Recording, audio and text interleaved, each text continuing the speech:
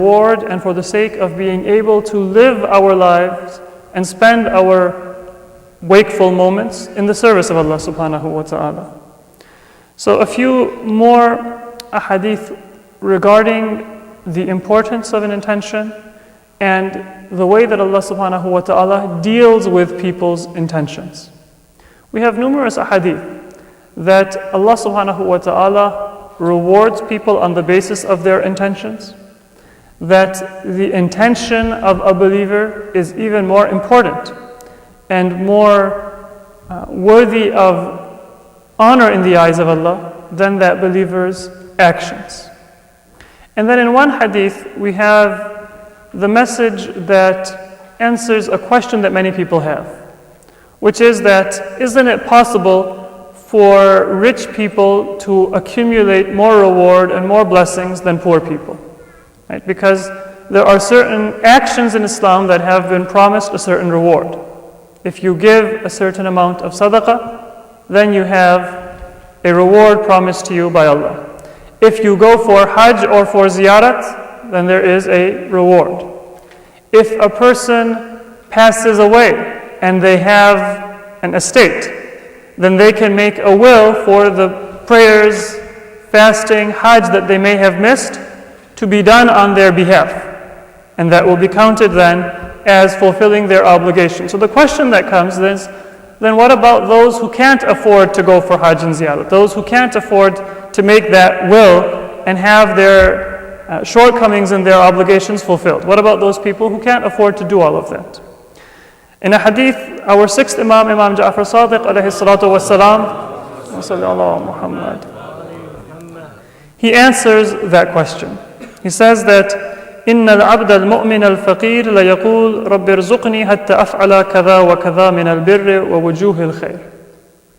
That the believing poor or indigent person sometimes prays to Allah subhanahu wa ta'ala, "Oh Allah, grant me rizq, grant me sustenance so that I will be able to do such and such a good deed, so that I will be able to accomplish such and such a purpose." فإذا علم الله ذلك منه بالصدق نية كتب الله له من الأجر مثل ما يكتب له لو عمله. If a person says that and Allah knows that they are saying it sincerely, then simply because Allah knows that they are sincere at the moment they made the intention, then He will tell the angels to write down in their book of deeds that they have done it. So the intention, even if a person has not the ability to do something, will be recorded by Allah as if the person has done it. So in a sense, then that person with a sincere intention is actually ahead of a person who may actually have the possessions or the ability to do a good deed. Because there are many a slip between the cup and the lip. You may have the resources, you may have the intention, but then shaitan, through his whisperings or many other obstacles, will come in and you won't be able to actually do what you wanted to do. But a person who is sincere, and it's not limited to somebody who is poor, a believer who is sincere makes the intention that they want to do something, and they are not at that moment able to take it up, to accomplish it. Allah subhanahu wa ta'ala will record it, and He will give them the reward of having done it. In fact, it will be recorded as having been done. So this is part of the way that Allah subhanahu wa ta'ala deals with the intentions of the believers. The difference in resources and wealth that Allah subhanahu wa ta'ala has given us, it isn't in order to give us a different state in the hereafter. Allah subhanahu wa ta'ala has given an equal opportunity for everyone to acquire reward and good deeds and closeness to Allah in the hereafter, no matter how much or how little He has given us. But it is simply a matter of purifying and correcting the intentions that we have in our actions. So this is the importance of the niyyah and the way that it can allow us to move close to Allah subhanahu wa ta'ala even when our resources and our actions do not always allow us to do everything that we would like to accomplish. Salawat.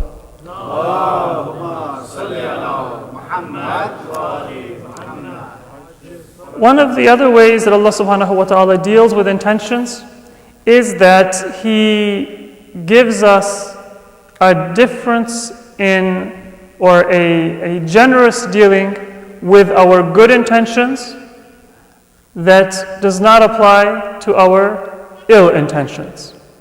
Now, if Allah subhanahu wa ta'ala were simply just, then He would say, I don't reward or punish intentions.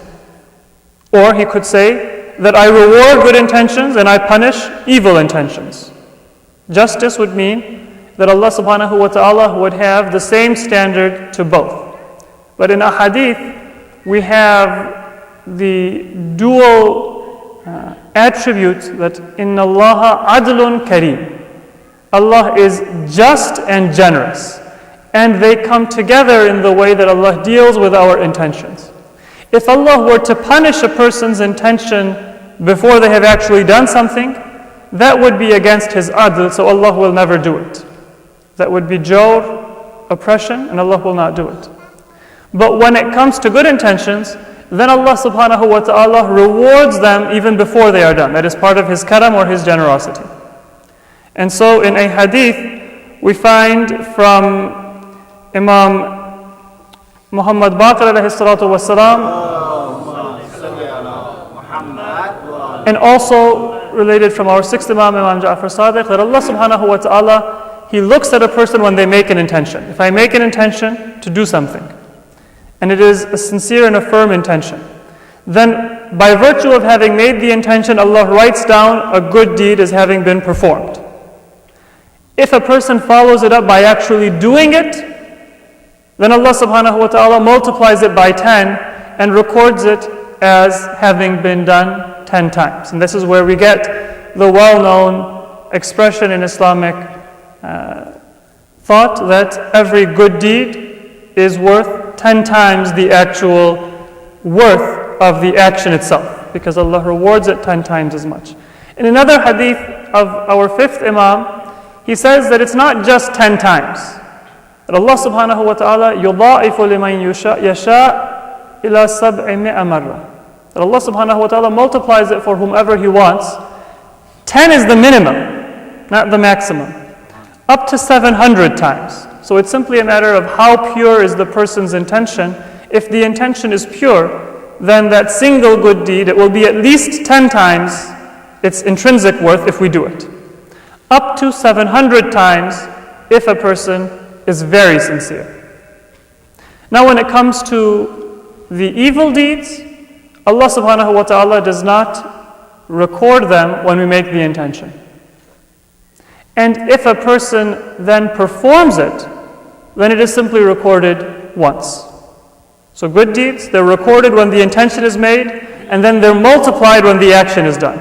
Evil deeds, they're not recorded when the intention is made, and when they are actually done. If a person has that mistake and sins or transgresses against their Lord, then Allah records it once. Now, on the surface, this hadith, it gives us hope. It gives us confidence in the generosity and in the mercy of Allah subhanahu wa ta'ala, but it also has the potential to lead to complacency for some people. Someone might think that, well, does that mean that it doesn't really matter if we make evil intentions, as long as we don't actually do them? So can I think bad thoughts? Can I think evil or harmful thoughts with regard to my fellow believers? Can I sometimes think or express sort of lightheartedly sarcasm with regard to my religious obligations, with regard to my religion? Are the thoughts and things that are not actually carried out, are they insignificant? And that complacency, it may be heightened in some people who will misunderstand even more generous and lenient a hadith that we find. And in one hadith, we find that we are told that not only does Allah not record evil deeds when the person makes the intention, but even if a person does something, if I commit a sin, even then Allah doesn't record it. Some hadiths say that Allah waits up to 9 hours. And 9 hours, before people had clocks and times, the hour didn't have a specific length. It wasn't 60 minutes as we have today with every hour the same length.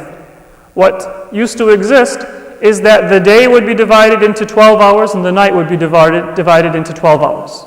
Right? As the night would get longer, each of those hours would be slightly longer.